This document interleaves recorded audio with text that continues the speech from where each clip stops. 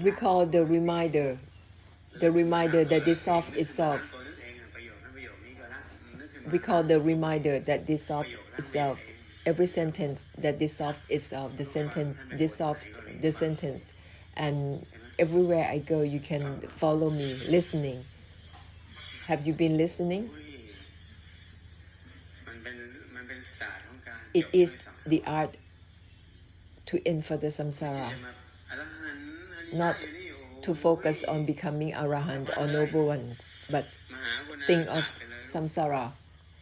Learn the art of great compassion. The Buddha doesn't teach anyone to become arahant or anything. If you have become something, it means that you are imagining something that's not to identify with the non-identification itself. If you give meaning to anything, it means that you are deluded in identifying already. If you become arahant or noble ones, you already identified. Not to identify with the non-identification itself. You don't have to give meaning. You don't have to give any meaning to it. It has no meaning. Not nibbana, not enlightenment, nothing. Just make a conclusion that dissolves itself. The conclusion that dissolves the conclusion. Keep on making conclusion. Every time you recall, it isn't about mind. Just go beyond that.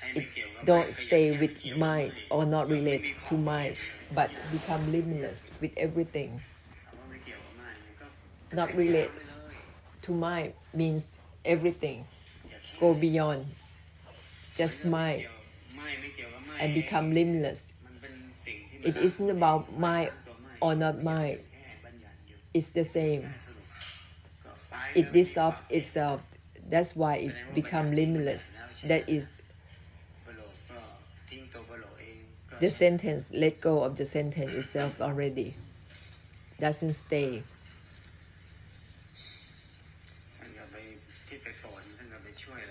On this trip, I've been to many spots and helped, blessed, and the non-human, the dimensions of the non-humans now, they are all linked together as one. And they listened to Satyadharma, listen to the truth everywhere. It's the same. And they help one another in liberating. And everything is lighter now for non-human. But for human beings, most of the human beings are still making conclusion for themselves, not to give to the samsara. So it's still very limited and not useful because you are still focused on yourself, not the great compassion yet. What I have given you is for you to give to the samsara. Every sentence is to make a conclusion for the samsara. Together with everything, don't separate anything. Don't separate liberation from anything or try to liberate from anything, but to release and liberate together with everything. Don't try to put down anything, but to release and liberate for the samsara. Don't be deluded in trying to separate things. You separate things, you won't be able to help the samsara, and samsara is going to be waiting. Don't leave this matter to just any group or anyone to do, but we should help one another to end for the samsara. We have to dissolve the mindset about liberation or become arahant or trying to be free from suffering or not wanting to be born again. You have to dissolve all these mindsets. Not just the mindset about the worldly matter, but also spiritual matter as well. You have to dissolve both the worldly and spiritual mindsets that you have. Even the mindset about enlightenment or path to nibbana or vimukti, you have to dissolve it. the mindset of becoming arahant or noble one. You have to dissolve that as well. This mindset is the line that you draw that separate you from the samsara.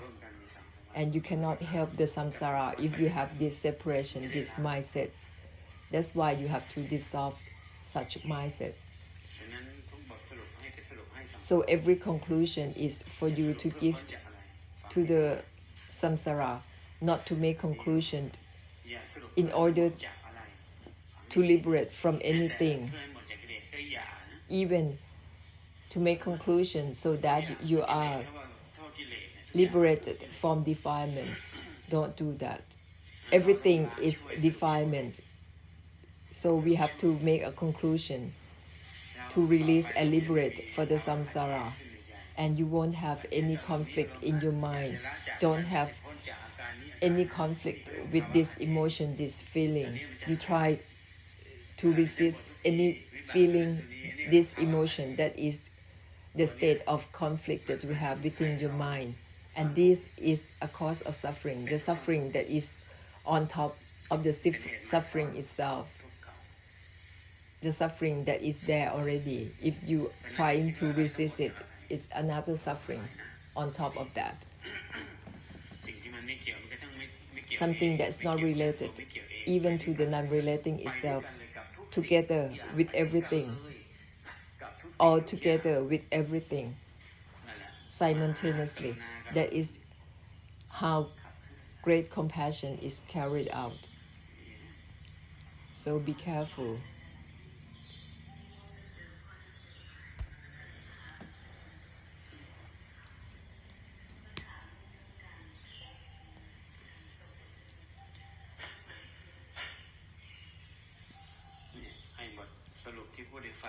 I'm giving the conclusions. This is the key to end for the samsara. Recall them constantly, otherwise you will go back dwelling on the state of the mind that it's you sink in to the state of the mind, being different or still or whatever. That is not useful for anyone. So recall the reminders or the sentences that I have given you. Recall them constantly. That is how you bless and pour the water, the blessing water. Use it as a medium, as a tool to bless, to give out the parami. Share your parami with other beings. If you have the state, the condition that is uneasy, heavy, say ahosi, sometimes in your mind or sometimes out loud, softly, speak softly. Ask for ahosikam. Ask for forgiveness, and also give forgiveness to others. If you feel really uncomfortable and very difficult, you can say it out loud. If the condition is not so bad, if you don't feel that heavy or that so much trouble within yourself, you can just recite ahosi in your mind. So this ahosi, to give forgiveness and also to ask for forgiveness. In both cases, maybe you are the one who has done something wrong to others. You ask for forgiveness for that. And for someone that harm you or offend you, you give forgiveness. But you can use the word ahosi for both cases. And recall, it isn't about mine or not mine. Recall that. It will release and liberate for the samsara and yourself. Use it constantly. Normally, the mind is still and stiff with intention, with delusive attachment. So recall, it isn't about having intention or not having intention. that is to release the mind from being still or stiff. That is you releasing and liberating yourself and the samsara at once. So use it and practice, do it constantly, and you will understand more about it through experience, first-hand experience, and you will become better and better. You learn more how to bless through experience.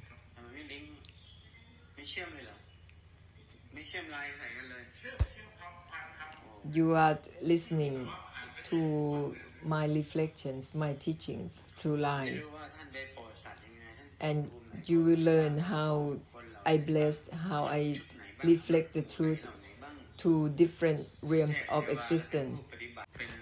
Yeah, devas or practitioners, human and non-human, you have to listen, you have to see how I do it.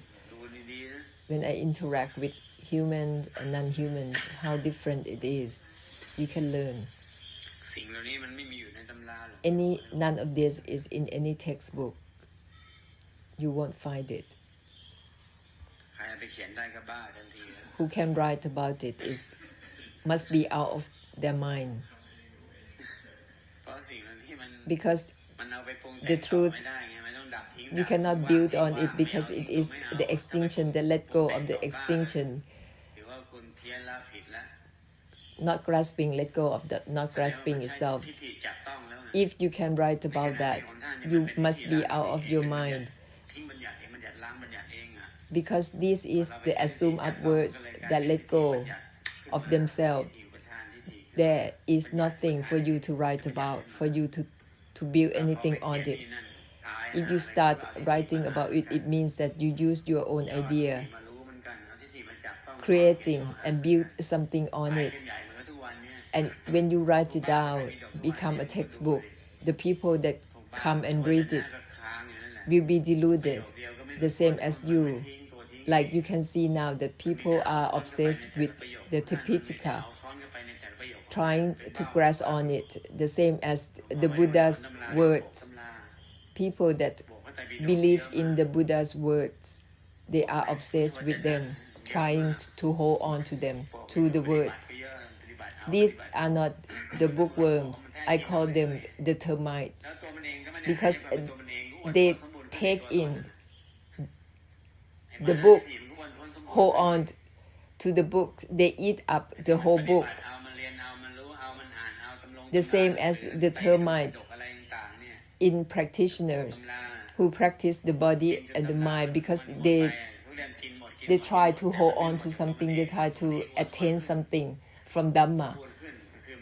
It's the same as termite eating up something, trying to take something, and they themselves become bigger and bigger because of what they eat. That is the same as practitioners who practice the pride and the ego become bigger and bigger, the same as the termites.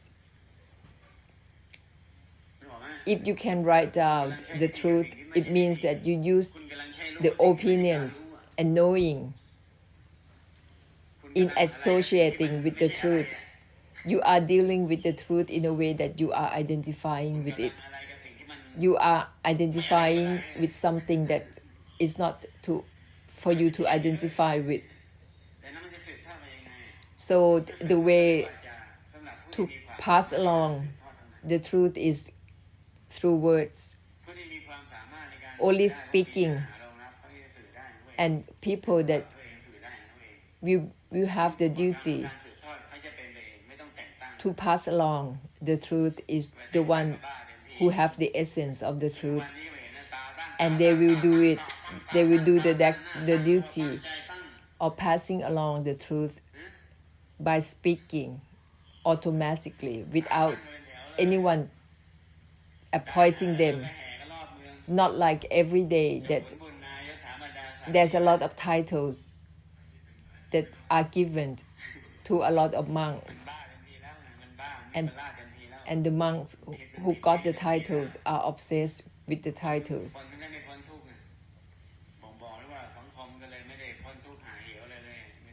And the one who have the titles don't help people to free from suffering. So you have to listen to something that doesn't hold on to even the listening itself. The listening that let go of the listening. That is a direct essence. And later on you will be able to pass along the truth, to reflect the truth to society and to others. Everywhere you go, you can release and liberate for others.